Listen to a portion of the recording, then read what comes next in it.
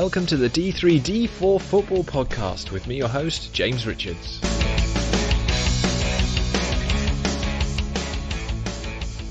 Welcome back to another D3D4 Football Podcast, the podcast looking exclusively at Leagues 1 and 2, or Division 3 and Division 4 in old parlance. I am joined, as always, by Ed Walker and David Jenkin for a look through of all the action that took place this weekend, and all three of our teams won, chaps.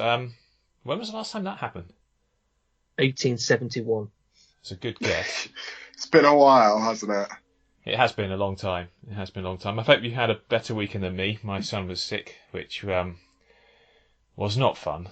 Up with him until goodness knows what time it was on Saturday morning. So, but at least Oxford got the result to sort of help my weary self feel a bit better that afternoon. And yeah, great to see if everyone's team on this pod win for a change. There was loads of important games, massive results, and we'll go through them all today. Big shout out to our patrons, new patron Joel Coulson as well. Thank you for signing up, Joel, and joining the team.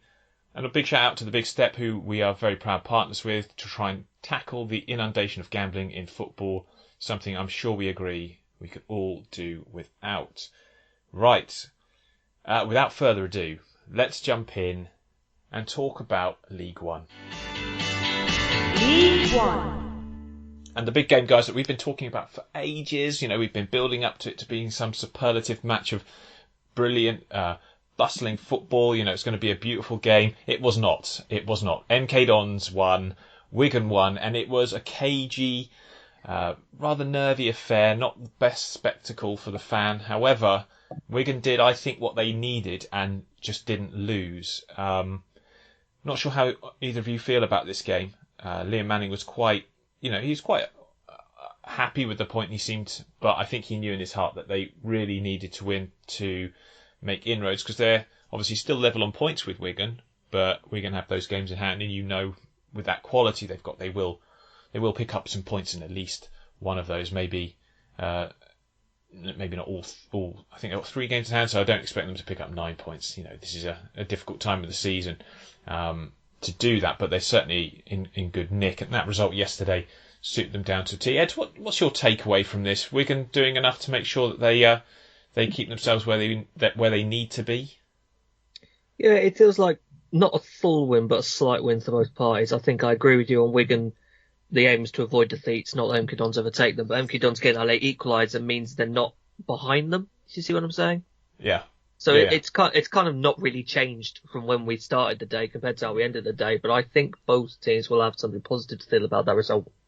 Yeah, and I think the lateness of the equaliser from Harry Darling will at least make them feel, the MK Dons fans feel a little bit. They maintained a beating run for MK Dons as well, which is always a positive. Yeah, absolutely. And Harry Darling scored 8 goals as a centre back this season. Not something you necessarily associate with Milton Keynes. They tend to play the football, and their 4 players are the ones that score, but they're getting goals from lots of different sources.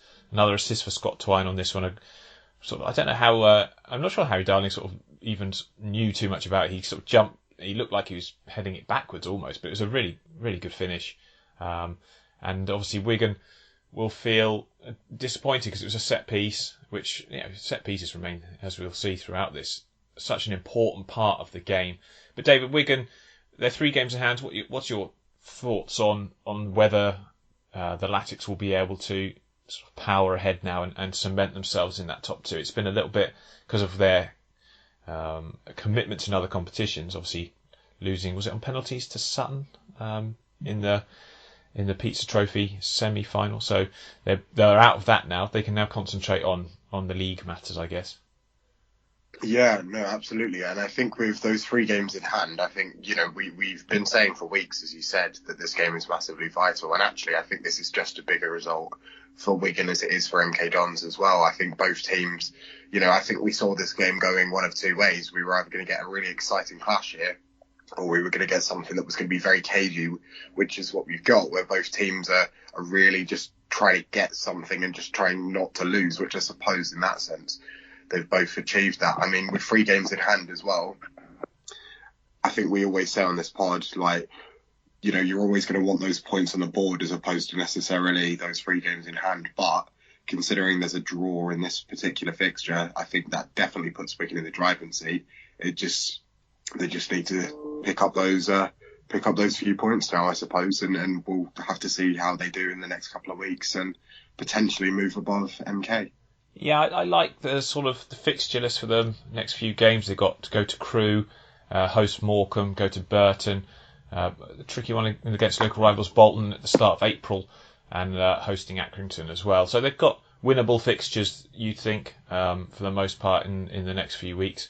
And yeah, I like they knew that MK Dons were going to be a difficult opponent, and if you open yourself up to play against them, you might get in trouble. So they sat a little bit deeper maybe than they normally would. They were a little bit of a low block. They had the three centre backs and then Max Power and Tom Naylor, experienced midfielders.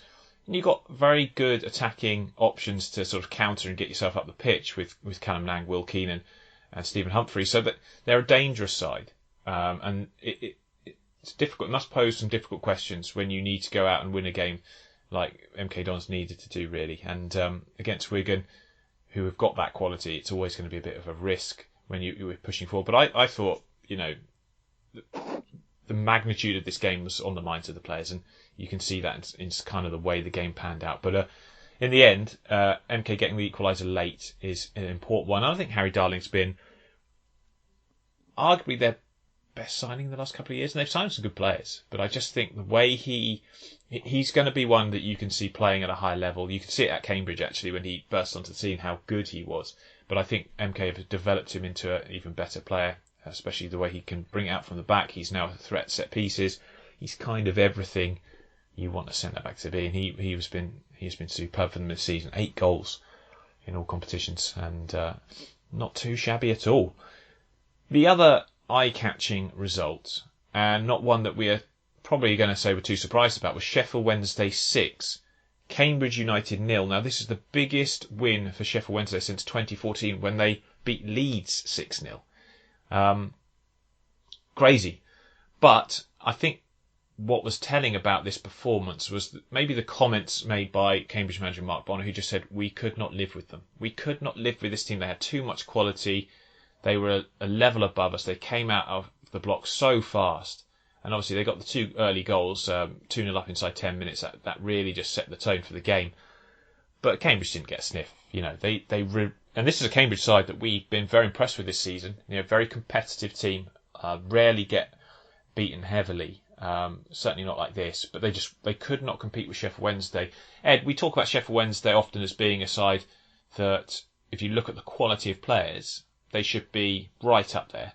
Well, it seems like it's finally clicking. I mean, you've got Saido Berahino getting a hat-trick, Barry Bannon unplayable for most of this game, Byers getting on the score sheet as well. But just overall, a powerhouse side that are far too good for their opponent on the day.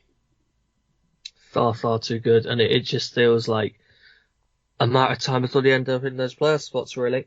I know that the competition is very fierce at the minute, but the abundance of quality in the Sheffield Wednesday side means they really should be ending up in there. And I think throughout the season so far, they've kind of been held back maybe by not being able to be as full strength as they can be in every game. And when they are full strength, this is what they can do to teams. Absolutely. They're not. I mean, it's the fact that they've just won 6-0 and they're not in the playoffs. But you look at the lineup that they got: Gregory and Berahino up front, Luongo, Bannon, Byers, that 3 in the midfield with Johnson and Hunt as their wing backs, Story, Hutchinson, Gibson, the defenders. It's a very, very good squad. I don't know about you, but that feels a championship team to me. It does, yeah, absolutely. Especially the midfield. I know you can talk about Saido Berahino and Gregory being a great front two. I was quite sceptical about Berahino when he came back because, he has had his problems. They're well documented. It's not, he's playing in League One for a reason. It's not really because of his ability. He's always had this really standout ability. He burst onto the scene, but maybe bad advice, bad attitude. Maybe it's not fair to say that about him. There could be other circumstances, but he certainly didn't do himself any favours in his early career when at West Brom.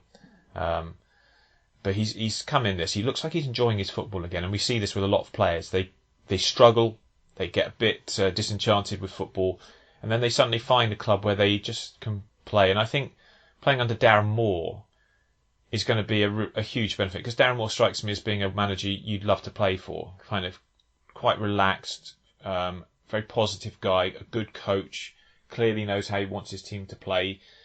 He's been a bit unlucky at times this season with some of the results that went against them. I mean, but yeah, absolutely a really strong squad.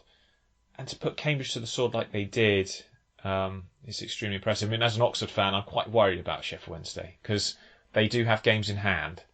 They're, they've got 30, what are they on? They played 36 games, yeah, so Oxford played 38.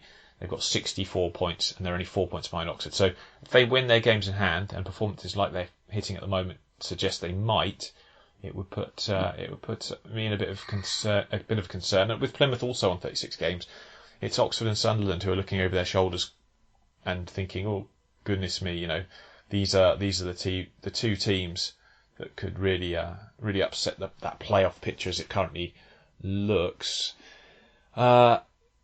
Are they capable of doing it consistently? Because they've had blips this season, haven't they, Ed? Which we've talked about. At the moment, though, they've won 4 of the last 5, and they're looking pretty good, to be honest. Yeah, I think that it's the perfect time really to start and assault those places, and I feel like team's got the quality to do it. Yeah, absolutely. Pretty good way to bounce back from that result against Lincoln as well. Often teams, and we see it with Sunderland, but we do, when they lose, they tend to then struggle to rebound. But Sheffield Wednesday did it in style. And the goals were good, the football, the build-up play was good, just everything about them was too good. And Mark Bonner was quite honest when he said it could have been a lot more. So he'd take the 6-0 and just call it a bad day and move on. But wonderful performance from Sheffield Wednesday, really dangerous side. Argyle, the other side, who are currently in the playoff places but only played 36 as well. They beat Bolton 1-0. A little bit of a smash and grab this, I think it's fair to say. I mean, Stephen Schumacher was quite honest in his appraisal, saying that we knew it'd be a game where Bolton would pin us back and we had to hang on and we had to ride our luck. But training ground set piece, Macaulay Gillespie getting up and getting so much power on that header to give them the win. And again, this is the right time of the season for Argyle to start looking like they're back in decent form, David, because they had that blip. They lost those back-to-back games, like we said, to Cambridge and then Rotherham. But they're now 3 unbeaten. They've won 7 of the last 9 and only lost those 2 in the last 10. So it's a very good time to get sort of a run going in the next 3 games, I think. Starting with a big one against Portsmouth on Tuesday. Their next 3 games are at home as well. Yeah, I mean, I think that's going to be really positive for them as well. Not just home games, but it'll be a real test against a very informed team in Portsmouth. I think, they've been one of those teams where this season they've kind of, I think no one really expected them to have that really early push.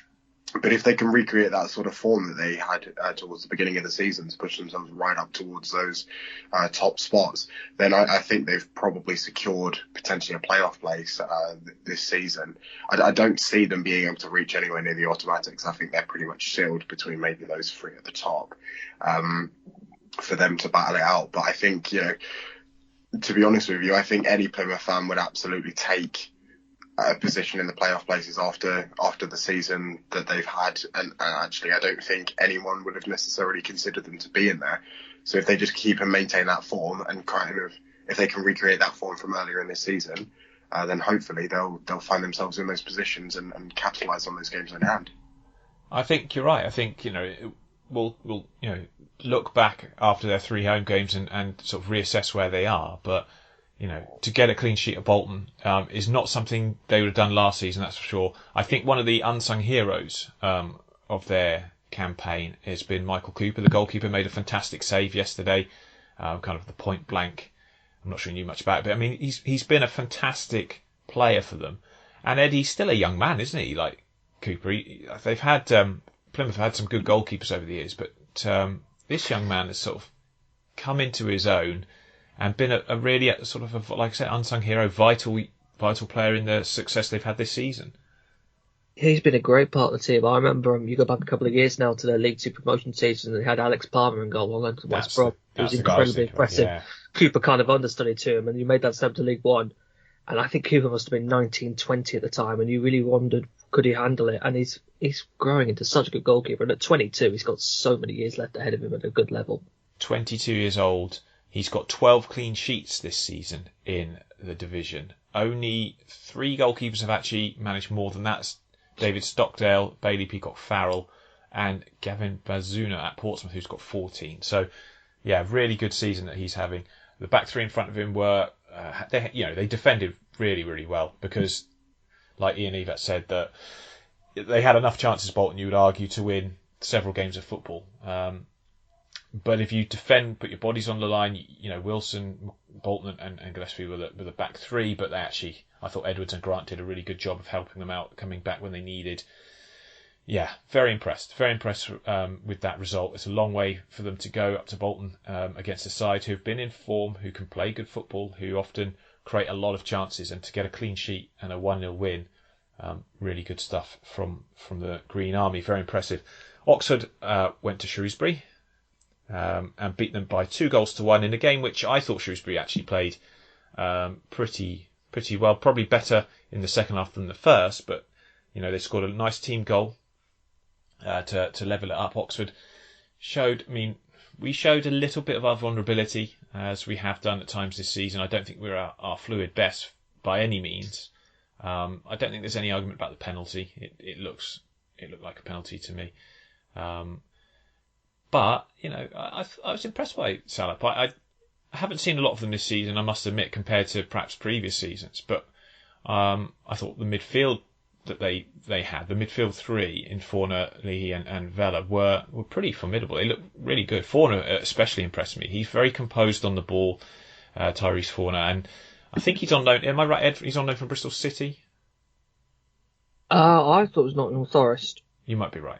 You're thinking of Tariq Backinson, I think. Yeah, but he was really good. He was very composed. He kept possession well, recycled possession well. Thought he got stuck in when he needed to. I thought Lee and Vela, look, I said they played some nice stuff second half. Not sure really, if I'm honest, as an Oxford fan, we're looking at this with a neutral hat on.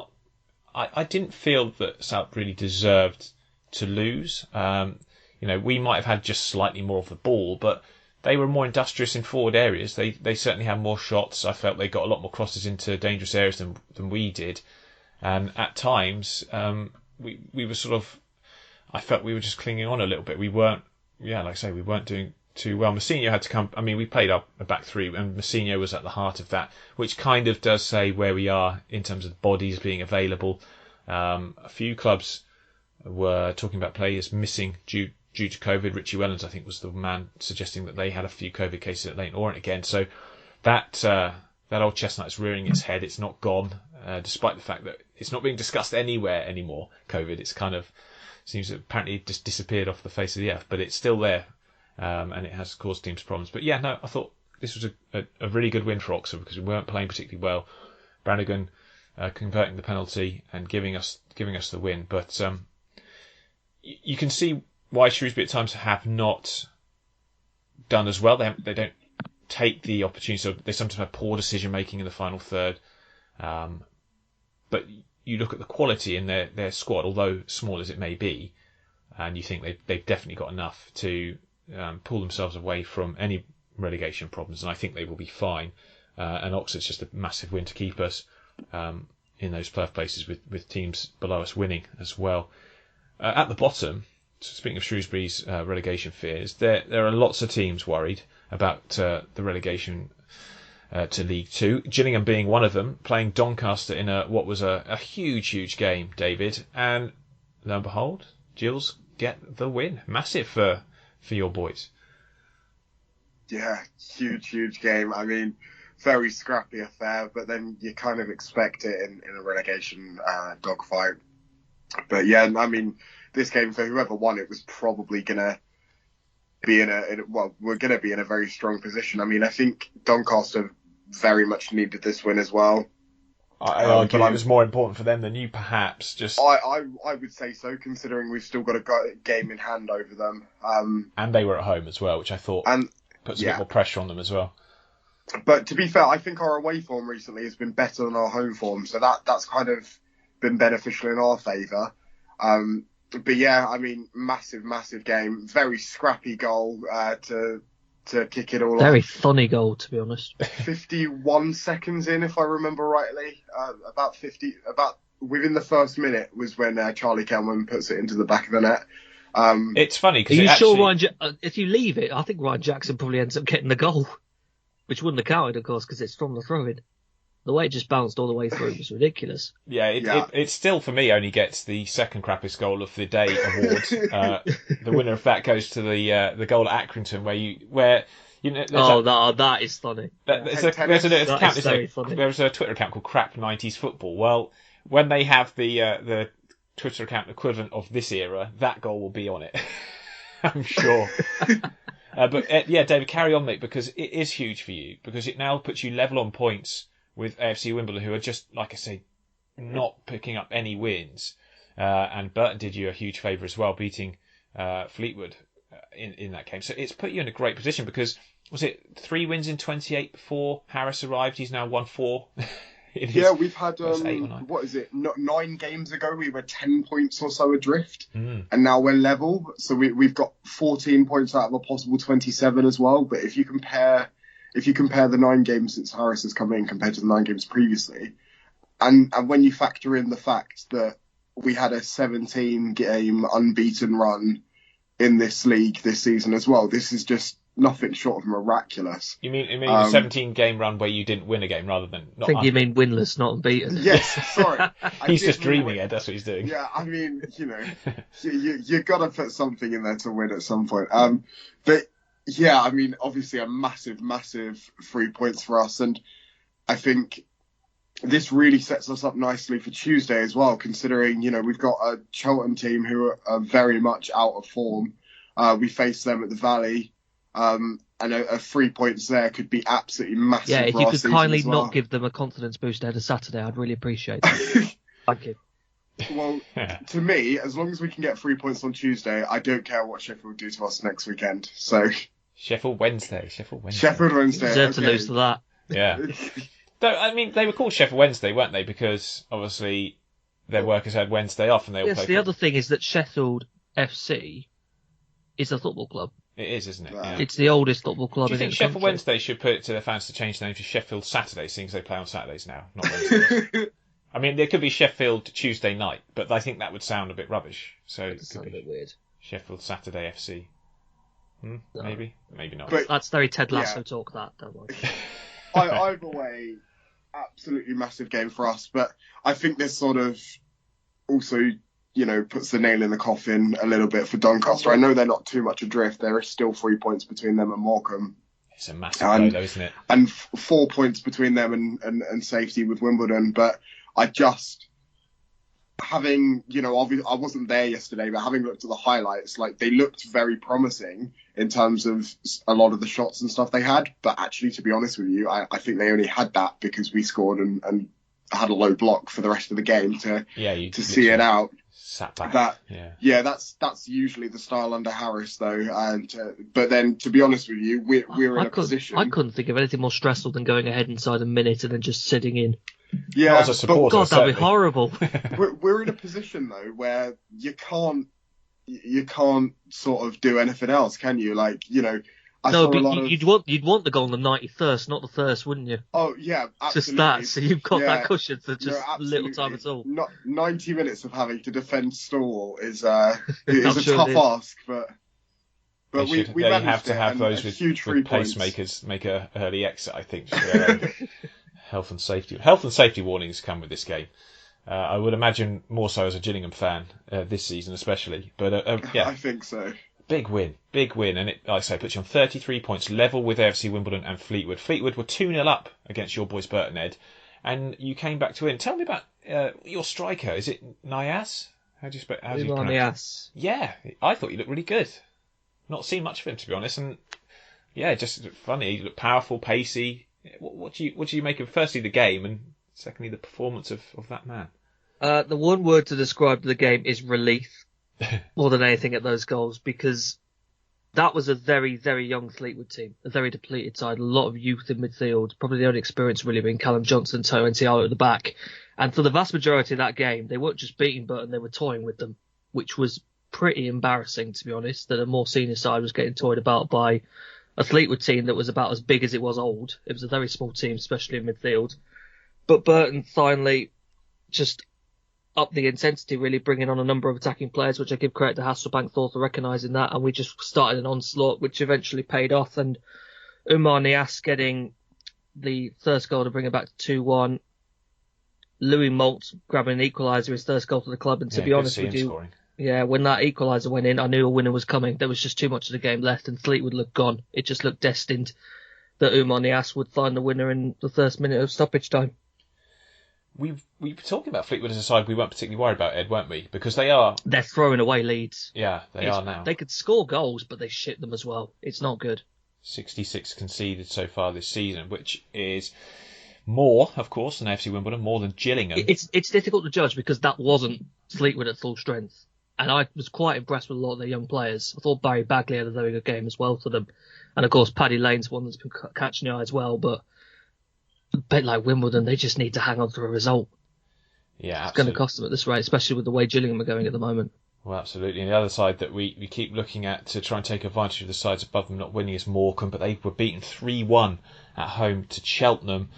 Just defensively all over the place, Morecambe. They consistently don't look very good. Derek Adams was quite honest about it in his post-match yesterday, just saying that we can't keep defending like that and expecting to get out of this. They look quite dangerous still going forward. They've got those players, Cole Stockton obviously setting up the goal that they scored in this game, and he's such an important player for them. But time is running out, I guess you'd say, because it's 9 games left now, and by the end of the month it will be obviously far less. And there's an opportunity there. Like Gillingham are taking their opportunity, Morecambe are not, and that's running. I've just had a look as well. Is not nice.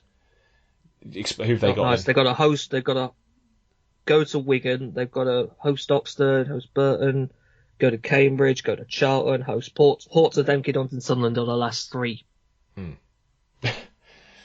Dunk, dunk, dunk. That's me getting some nails out and starting to hammer it into their coffee. I think they've got to look at that Shrewsbury, Burton and Charlton games as an opportunity there. They've got to make the most of them, probably. They're probably the most easiest ones to say, you have to say. Yeah, absolutely.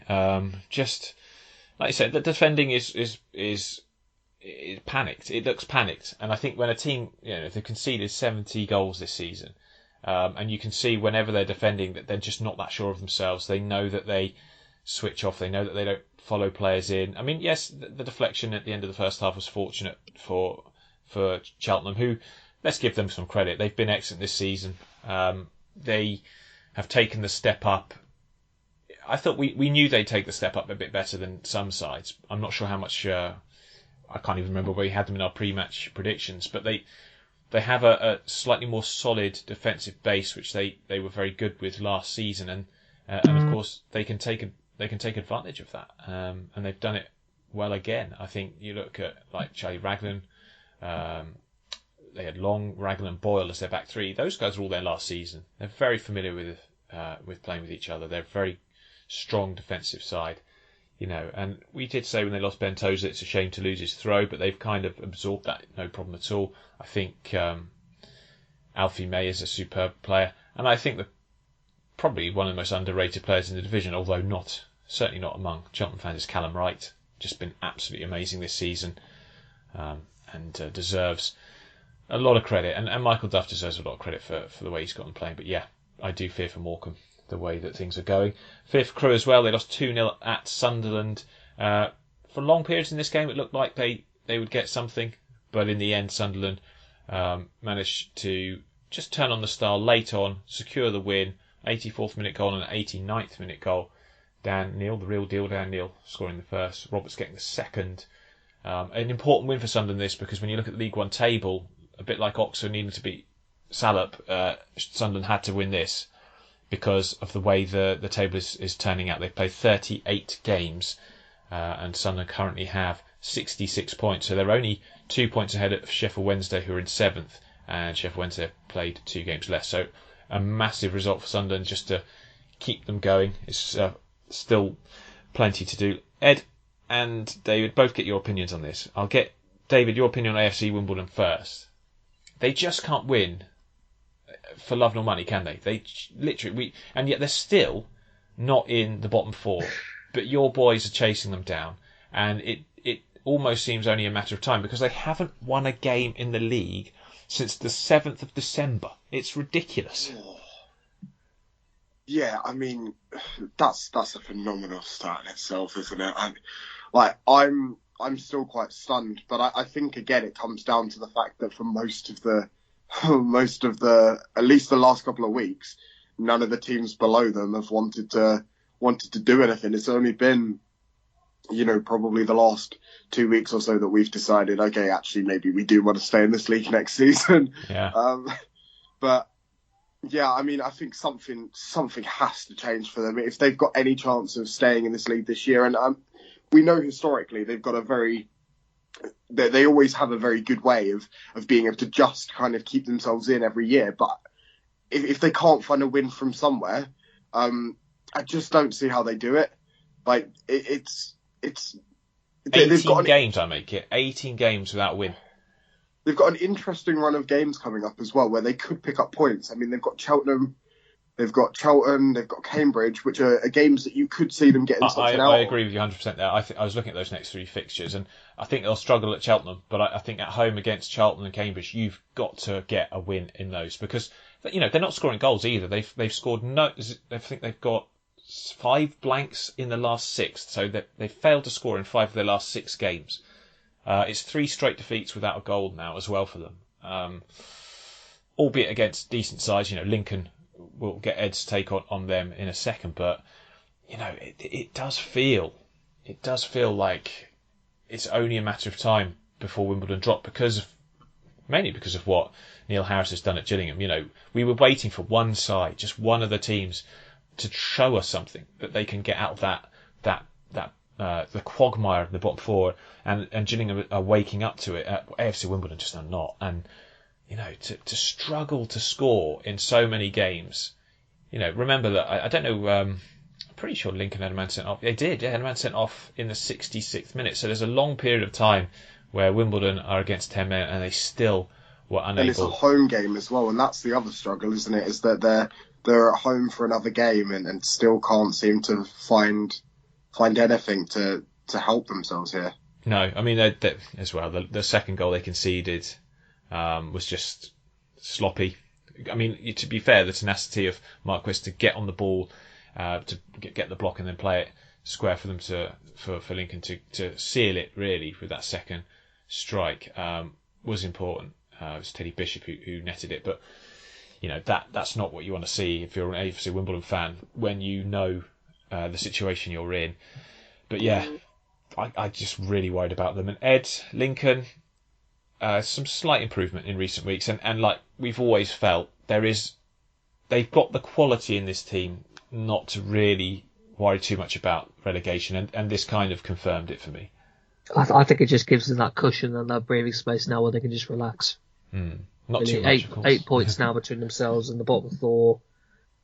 Really, really important win. Very bizarre second goal, really, where Marquis, I think, kind of closes down the keeper, wins it off them, and then just lays it across to the onrushing Bishop, which seals it.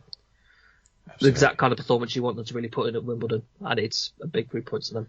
Just the technical ability of some of those Lincoln players. I've liked Fiorini. Is it Fiorini? He's on loan from Man City. He was a player that I was expecting big things from in the pre-season, I think, if I remember rightly. And in fits and starts, he's done it, but perhaps a young man with a bit more consistency to add to his game. Maguire, of course, we know what he brings. Marquis and Hopper, I think, are too good a front pair to have to be dragged into this current battle at the bottom. I think they're going to pull away from it, and that result was huge for Lincoln. It's important to remember that if they had lost to Wimbledon, there'd been all this question marks and sort of negativity coming back, especially on social media if they'd lost this. So to win it and keep a clean sheet, and do it with 10 men for sort of 20 minutes of the second half, impressive indeed. Big win for them.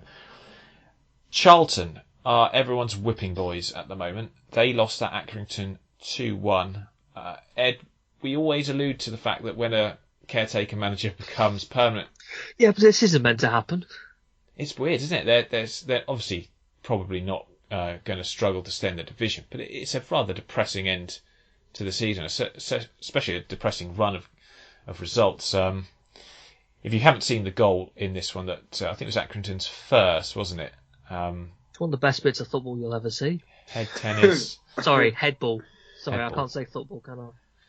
But what's your take on Charlton, Ed? Because they're on a bad run and they do look poor at the minute. I can't put my finger on it, really. I don't know if there's maybe an issue with the system, with the personnel being utilised, but it's really strange how they just hit this bad form. These two London clubs don't seem to be enjoying League One life at the moment. No, absolutely not. 7 games without win. They've lost 6 of those as well. Really poor. Johnny Jackson will be back, I expect, in the summer, but a lot of Charlton fans really are not happy about the way they're playing.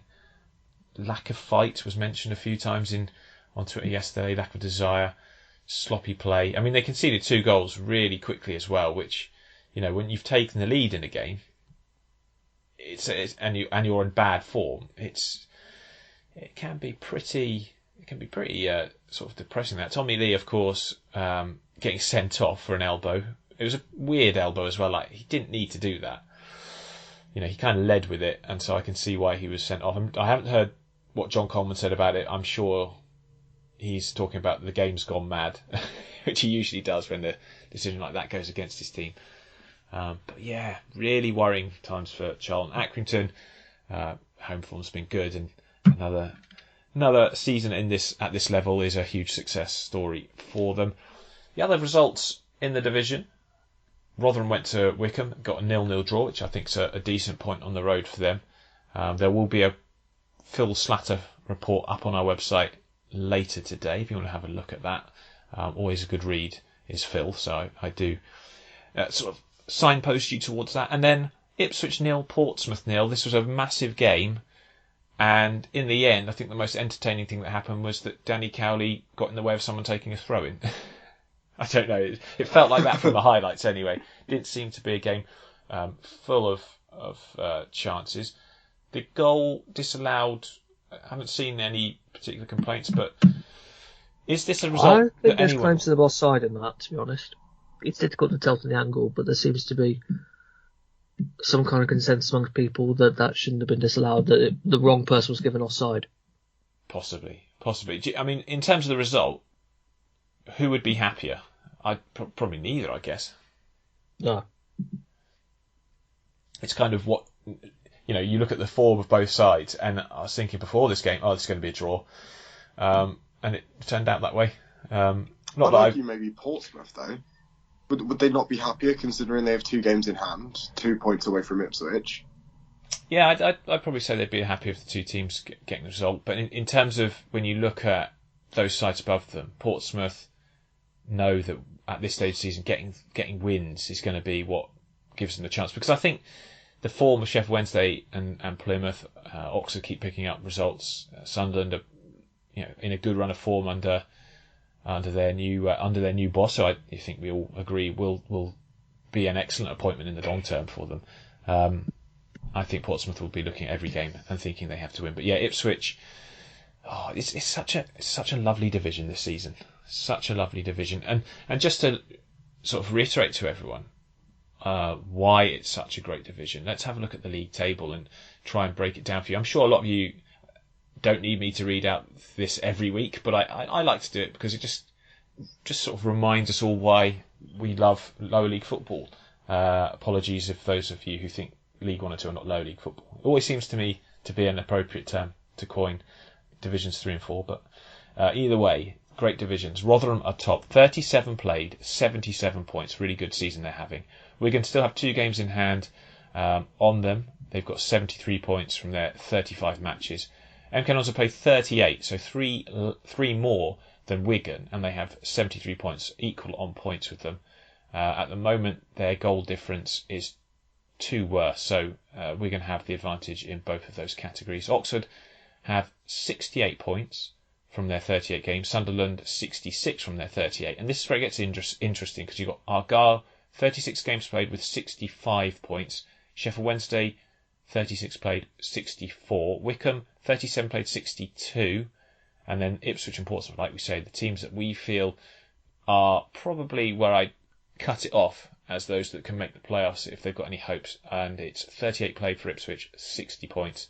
36 played for Portsmouth, and it's 58 points. At the bottom, Crewe, 25 points from 37. It's looking bleak for them. Doncaster, that result means that they've played more than everyone else. 38 games played, only 29 points. Again, struggling to see how they do this, though. 2 wins can change everything still for them, so there is that hope. Morecambe, 37 games played, 32 points. Gillingham now 37 played, 33 points. That 33-point mark makes them level with AFC Wimbledon and Fleetwood, though Fleetwood have a game in hand. Salop are now 39 points. I say now, they remain on 39 points, 37 played. They should be safe. Charlton have got 40 points from their 36 matches, and I think that should see them safe. But my goodness me, their form is terrible at the moment. Right, lots to talk about in League Two. League Two.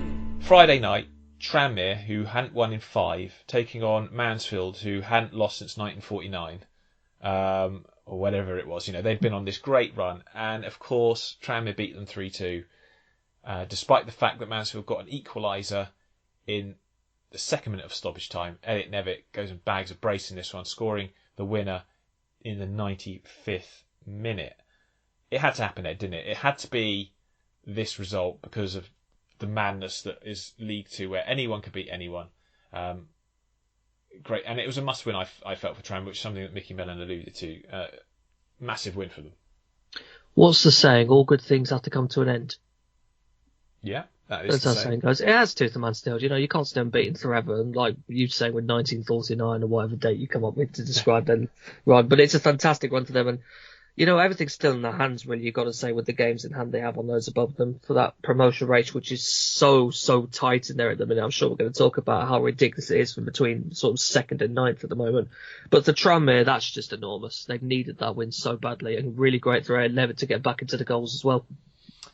Yeah, I think Mickey Mellon had changed things up, and it hadn't really worked in the last few weeks. And but he had let a few players know that their standards had dropped and that he needed to see more from them.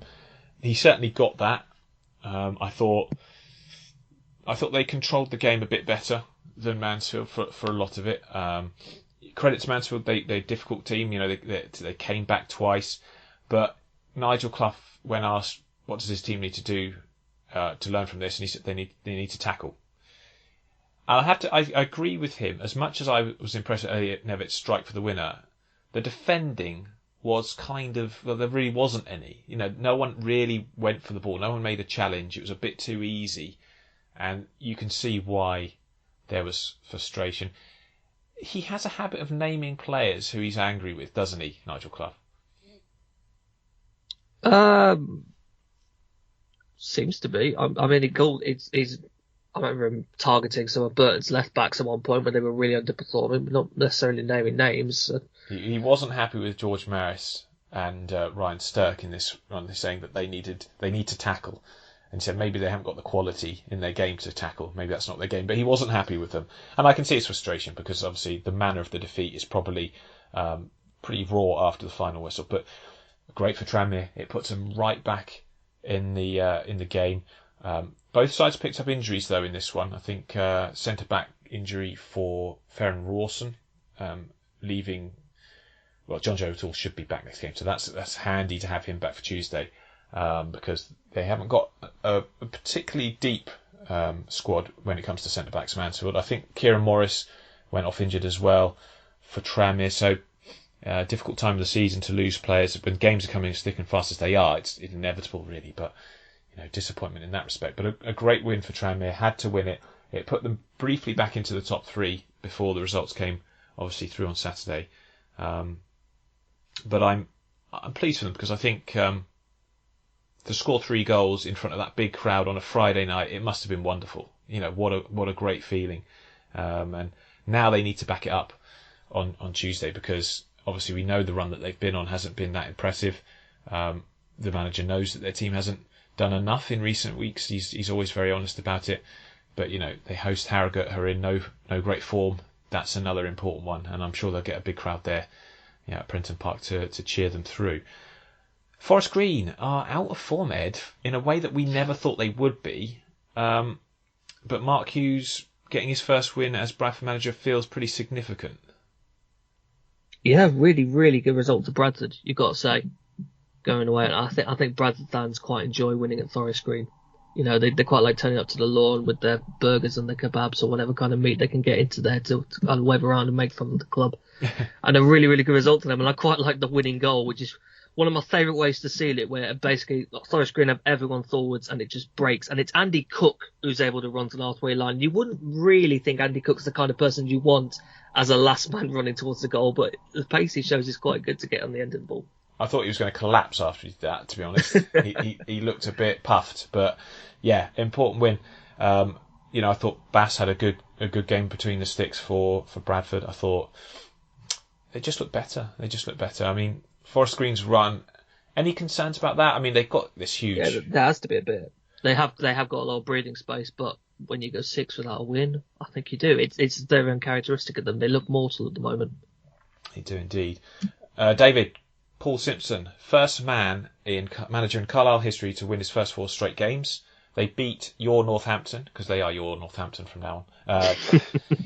They beat them 2-1. I think Northampton had gave them a really, really tough game. But the character Carlisle have shown in Paul Simpson's 4 games in charge it's so impressive, isn't it? Oh, absolutely. I think he's just found... I think finally Carlisle fans will be quite happy. They seem to have found some sort of winning method. First 4 games that he's come in and wins in all of those. I mean, you can't be anything but happy. And I suppose against a Northampton team that are, that are right up there as well. I mean, we always say everyone can beat everyone, but you don't necessarily expect a result like this, especially with them, 4 from 4 since he's come in is nothing short of quite a big achievement considering where they were before he jumped in for them. They looked dead set, didn't they, for relegation for a while. And I think the club deserve a bit of credit here because it's not easy to be decisive and sack a manager that you haven't given much time to. But Keith Millen was clearly not working. David Holdsworth hasn't been working ever since he was director of football, frankly. So they cut their losses, got rid of those guys, brought in a man a bit like John Sheridan is to Oldham in Paul Simpson, and he's been superb. The way they are, another late winner, 94th minute penalty, coolly slotted home by Jordan Gibson, a 94th minute winner at Oldham in that huge game last week. I mean, really, the attitude of the players, they're fighting so hard now. John Brady furious with the free kick, I think, that gives away the set piece for the penalty, I think it was, what he was saying. He said the linesman should have never have given it. It was never a foul by Koike. But nevertheless, it was a bit of a mess to give the penalty. I think was it Fraser Horsfall who handballed. It was given apparently by the 4th official. Carlisle, I think, they're not out of it completely. You can never say that, but that's 12 points from 12 available since he's come in, Paul Simpson, and it's huge. It's put them on 40 points now. They were really struggling beforehand, and it looks like they'd have to go on some seriously bad run to be dragged back into it and see another team suddenly start winning games. Not going to happen. I think Carlisle have made themselves pretty much safe with that. Northampton still second in the table despite that result. We know that they kind of struggled. I say struggled. I thought they played quite well. I think John Brady thought they played quite well, but they just didn't cut a break perhaps on the day. But they've only won 1 of their last 5, and it's with teams chasing and teams in good form. Definitely something to be concerned about, but they have a quick turnaround going into Tuesday. The team that does worry me, even though they've got John Sheridan, is Oldham, because they're just picking up injury after injury after injury. Obviously, Mike Fondop out for the season. Tope Odobey injured, wasn't in the squad yesterday. Harrison McGahey went off injured. Clark was sent off as well, so they're going to have a makeshift team out there for the game on Tuesday night. It's difficult times, because despite the fact that they are better, more organised, they've conceded goals with the last kick of both the last two games. And against Swindon, obviously John Sheridan with getting stick all game in this one. You can imagine how gutted he was to see that go in. But it's, a cheap free kick given away, awful marking at the back post, and Dion Conroy didn't really have to do anything. He didn't have to move or anything. He just stood there, nodded home the winner. Probably deserved over the 90 minutes for Swindon. They looked dangerous. I thought when Williams came on, you can tell he's played at a high level. He really did drive them forward. But they're not without their injury problems. Harry McCurdy was sorely missed, the player that can really stretch defences. You can see how much they miss him when he's not playing. They've got, obviously, Jordan Lydon out for the season. Gladwin is missing for a substantial period of time. Tomlinson as well. So they've got their problems, Swindon. But that win is massive for them, because it puts them back in the playoff mix in a time when other teams are all sort of seemingly finding their form. One of those sides is Bristol Rovers, Ed. 3-0 win against Harrogate. Aaron Collins, 12 goals in his last 17 league games now.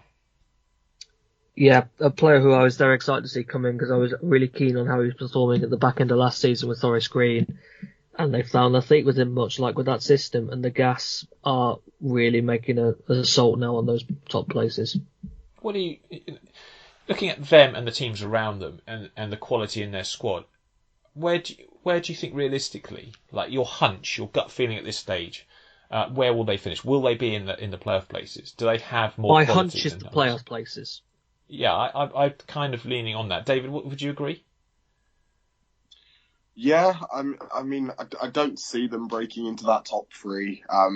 But if we're honest, it is so tight that they could, if they keep up the form, I think arguably they've probably got the best form out of anybody in that sort of section of teams right now, don't they? The question for me is the discipline record and the relative youth of the defence.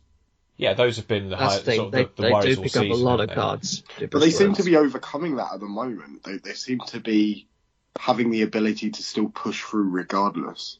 And the young defence doesn't seem to fully be holding them back at this point. I think the quality of Connor Taylor is one of the reasons. I mean, he's a young man on loan from, was it Stoke? I just think he's one of these young players that you can see is going to have a good professional future. And perhaps... Yeah, he belies his age slightly, and age is only a number. It's if you're good enough, you're good enough. So, but yeah, I do agree that I think the pressure of a club like Bristol Rovers, that they will have more pressure than others, because they are a side with a bigger fan base and perhaps bigger expectations than the sides like Sutton and people like that. So we'll see. But I'd agree with Ed. They found a system in the 4-2-3-1 that works. Coots and Finlay are sitting deep and playing really well. They've got an abundance of options with the two Andersons and Anthony Evans, who has been absolutely fantastic pickup from their perspective. And Aaron Collins finding his form, scoring lots of goals just at the right time of the season. And, you talk about them, David, can't see them breaking into the top three. I'll tell you what, I would not like to predict the teams that join Forest Green going up at the moment. Northampton have 60 points, and then 4 points behind them are Mansfield in 9th. It's just ridiculous. It's absolute madness, isn't it? And Port Vale only a point back from that as well. So, if you look at from 10th to 2nd, there is 6 point gap. And Port Vale, if they win their games in hand, they'll be potentially in the top 2, like in the top 3. I mean, it's ridiculous. I don't know. I might be wrong, and I say this every season probably, but I don't remember a race this close with this many teams involved with so many potential outcomes. I don't know. It just seems ridiculous. It's just so tight, isn't it? And it's not something you'd ever... I don't think it's ever possible to predict something like this, because there's just so many variables here. Like with 2nd to 9th being a matter of what was it, 4 points? So about 4 points. Even to 10th, it's 7 points or so between 2nd and 10th. Yeah, sorry, that's right. Yeah, it's 7. Absolutely insane.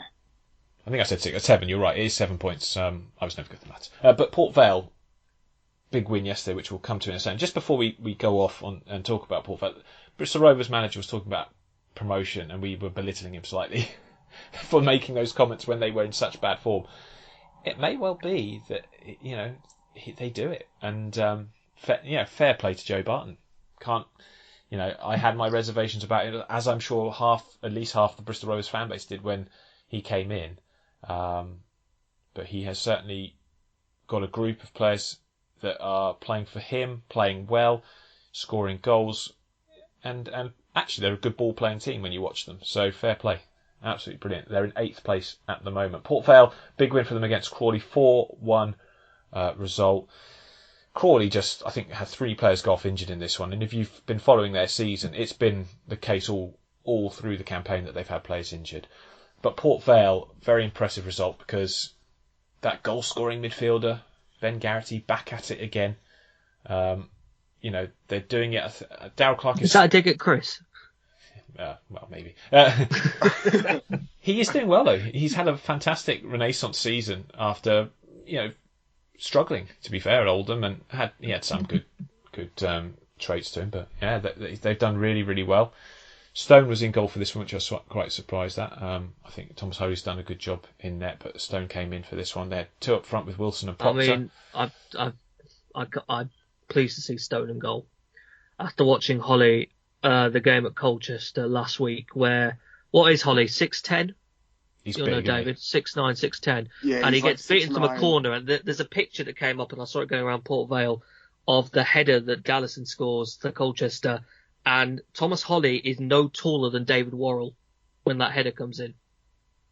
It's crazy. So for a guy who's 6'10" to not really have that aerial imposingness to him, it's not a great look. No. So I'm quite pleased to see Aidan Stone back in, because I think he's been deserving of a chance. He's a good young keeper.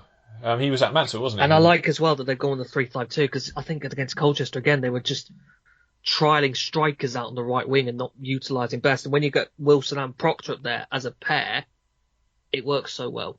Well, I think you don't want also, either of them out wide. You want them as central players combining with each other. Yeah, absolutely. And I think if you've got Worrell and Hussey as your wing backs, get them as wide as you can and use them as the width. Don't try and put your strikers as the width. Use those guys as the width, because they've got quality and abundance. And they really did show that yesterday. A 4-1 win for Port Vale, who, took full advantage of Crawley's weaknesses. They've not been bad on the road, to be fair. They've struggled more at home, Crawley, than they have on the road. And, massive result for them. Keeps them right in it. Newport County are into the top 3 with a 2-0 win at Stevenage. They had to work hard for it, to be fair. And I think Paul Tisdale said he was quite pleased with his team's performance. But boy, you can be pleased with your team's performance as much as you like, but when you're on a run like Stevenage are on, Ed, they are dropping like a stone. And in the last month or so, they've really struggled. They haven't won since they beat Harrogate at the end of January. They're in big trouble. Newport going the other direction. Your thoughts on this one? I think we had this conversation last week, didn't we, about Barrow Stevenage, and I was saying Stevenage because Barrow still have their game on them, and Barrow now gone above them. And it's just nothing but 3 points between them and Oldham now. That game on the 2nd of April, where Oldham go to Stevenage, could be massive, because the next 3 games that Stevenage have to play is Northampton at home on Tuesday, then they've got to go to Mansfield and Exeter back to back. Oh. Yeah. The games that will be absolutely huge are those ones in early April where they host Oldham before travelling to play down the road against Colchester. Big games. And Paul Tisdale, he may be fair. He's fair in his assessment. This team did okay. They put in the first half, especially they put pressure on Newport's goal, and they could have probably taken the lead. But Newport in that second half, that early goal right at the start of the half, and then the second one sort of sealed it. You could see like heads drop, and Rob Street getting his first goal for Newport, his first professional goal. You like to see that, and I think James Rowberry's side are, for me, they're a very impressive unit. And again, I'm not going to say they're going up. They're not. I mean, it's such a tight space. I fancied them to top 3, to be honest. You do? Yeah. Okay. Fair enough. I fancied them for it. Yeah. I mean, I think in terms of squad depth, they've got informed strikers, informed players scoring goals, but they also get goals from everywhere on the pitch. I'd agree that they've got a great chance. But I'm hedging my bets just simply because it's madness. Because it's so much to call for, exactly. Yeah, it's just madness. And we'll be in 2 weeks' time or whatever.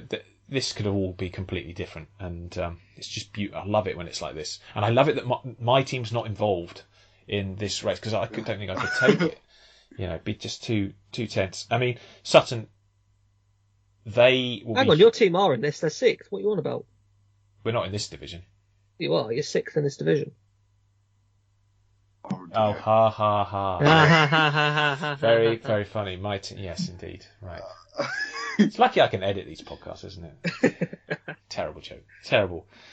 Sorry, Oxford fans listening. I don't have any affinity to Swindon at all. Thank you very much.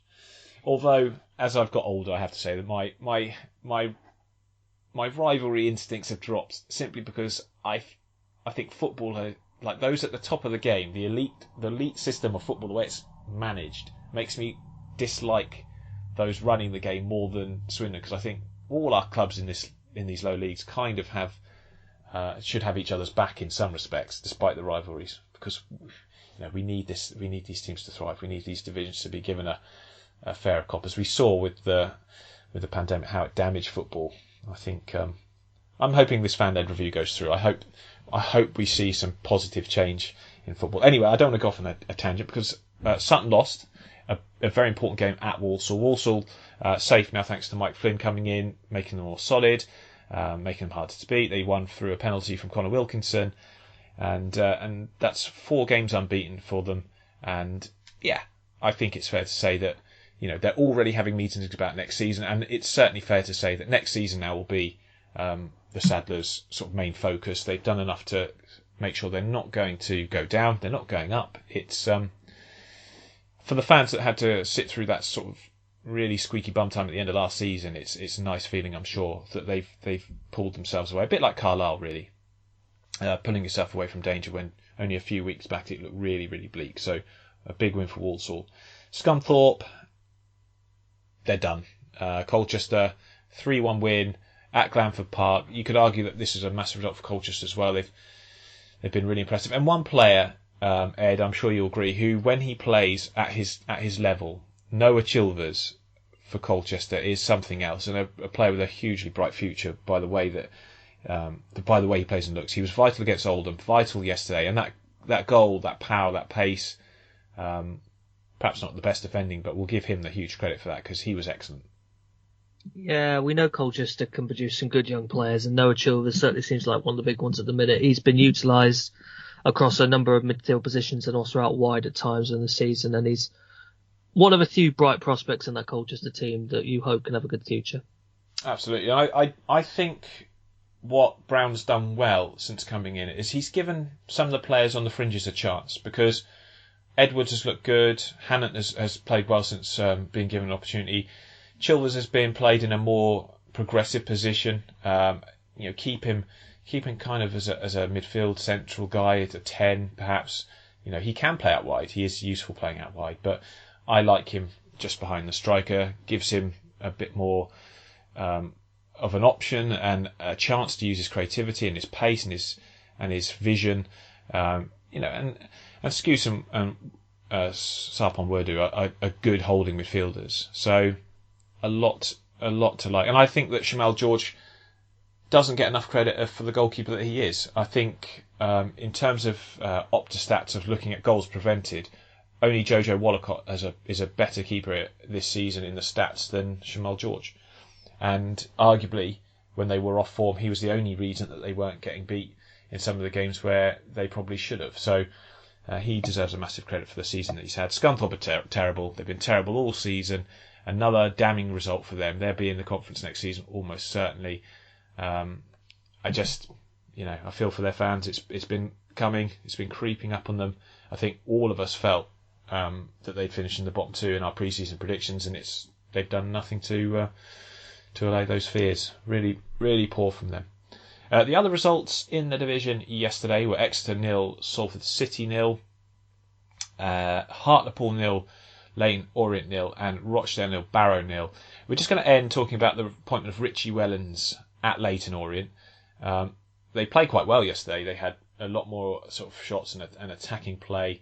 He played the 4-3-3, which is kind of what I was expecting. Gave youngsters an opportunity. There was quite a good video on the Leyton Orient YouTube channel about their first day of training. He was very positive, trying to give players confidence. You could see why they wanted him. Apparently, he was in the running to get the job before he took the Doncaster role, which he said in hindsight was a was a mistake. He really shouldn't have gone to Doncaster given the situation the club were in, but he went with his heart. And I don't know, what do we think of this one? I'll start with you, Ed, because obviously we followed Richie Wellens for a long time, did really well with Swindon at this level.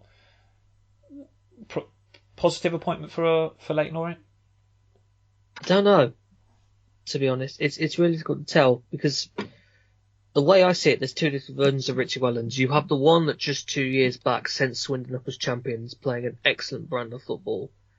And on the other hand, you have the one that has contributed to an incredibly disappointed Doncaster Rovers season. And I don't know which one of those is the real one. I'm going to give him the benefit of the doubt and say that the real Richie Wellens we'll see is the Swindon Richie Wellens. And I think when he's at a club that gets the players that play well in his system, he does well. And as we saw with Oldham, when he first came in, he had a massively positive impact, but then things changed in January. The pitches got bad, and there was issues with recruitment, which we won't go into. The season fell away, and they struggled, and that's kind of what he faced at Doncaster. I think Doncaster recruitment was awful, and I'm not sure how much blame he takes for that. I won't pin it all on him. I won't necessarily take it off him, but I personally think it's a positive appointment. I think he will get this team playing attacking football. He's got enough pragmatism to steer them away from danger initially. But yeah, I think that's a good one. David, what's your take? Richie Wellens to Leyton Orient, good appointment, bad appointment, not sure? I mean, I think I agree with Ed. I'm not really sure about this one. I think, as he said, it depends on what version of him you get. You know, if you do get that Swindon version, I mean, we have seen what he can do in League Two, and we have seen what he can do, as you say as well, James, when he's got the players and when he's got that ability. I think it's going to be very much about his man management here and what he can get out of this. Obviously, what he can get out of this group of players. But hopefully, you know, I think for them it's going to be get a win and then see where they can get from there. But I think that's going to be their next big task, is to try and get some 3 points on the board and see if they can get a more positive standing on there. But I suppose only time is going to tell with this one. Yeah, we'll see. You guys kind of sitting on the fence. I think he'll be a good appointment. We'll wait and see. But I have a feeling that Leyton Orient will be okay. I think just in terms of quality in their squad, when you look at, say, their depth compared to Oldham's, you know, they've got far too much quality, I think, to seriously worry about going down. It's just about getting it out of those players, and we'll have to wait and see how that happens. So it's a quick look at the league table then, with Forest Green, 35 games played, 68 points, still got an 8-point gap on second, to really, you know, and a 9-point gap on the teams outside the automatic promotion places. Northampton are second on 60 points. They've played 36 games. Newport 36 played, 59 points. Tranmere 59 points from 36. Exeter City 58 points from 34. They've got those 2 games in hand, could be vital. Swindon 58 points from 36. Sutton 57 points from 35, making the team currently in the last playoff spot. But a lot of pressure going to be on them as teams are in form. The teams like Bristol Rovers, who've got 57 points from 36. Mansfield. Yeah, but they're going to Wembley anyway, so they don't need playoffs as well. They don't, yeah, exactly. they'll be fighting for both. Trust me, they're a very well run team. Mike Gray deserves huge credit. 56 points from 33 play for Mansfield. That's the one to keep an eye on. They've got games in hand. They've got players coming back. We'll see how they do. Port Vale, the last team, I think realistically can to battle for those. Arguably the automatics. 53 points from 34 played. It's just crazy. Absolute madness, this division. Scunthorpe, we reckon, are gone. 24 points. 10 points adrift now. Terrible run of form. Just, yeah, terrible season for them. Oldham, 31 points from 34. They've got 2 games in hand over Stevenage. 3 points behind them, but their squad is thinning out, and that's quite a worry for them. But Stevenage, 36 games played, 34 points. Barrow, 35 games played, 34 points. Leyton Orient, 36 points, 34 played. It's going to be a tense end to the season for sure. Ed and David, thank you as always for your input. And thank you, listeners, for being such a good audience. And we'll be back next week for more. I'll see you then.